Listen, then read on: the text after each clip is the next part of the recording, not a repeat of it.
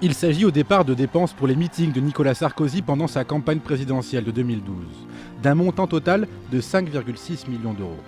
Jusqu'ici, rien d'anormal.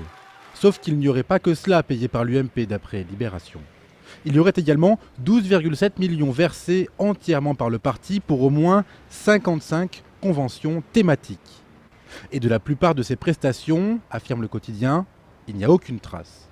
Seules quelques-unes sont indiquées sur le site de l'UMP, et bien souvent les moins chères. Quand on sait que Big Malion fait des marges entre 20 et 30%, on peut se poser la question, est-ce que ces événements ont été surfacturés? Est-ce que Big Malion a gardé une partie de ces sommes pour elle? Il y a une autre thèse, évidemment, qu'on ne peut pas affirmer aujourd'hui, mais c'est que ces factures soient fausses. Donc des événements fictifs et des fausses factures.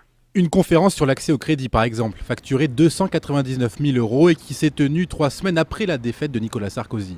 Or, le député UMP Pierre Lelouch, censé être l'organisateur de cet événement, n'en a aucun souvenir et aucune trace dans ses agendas, souligne Libération.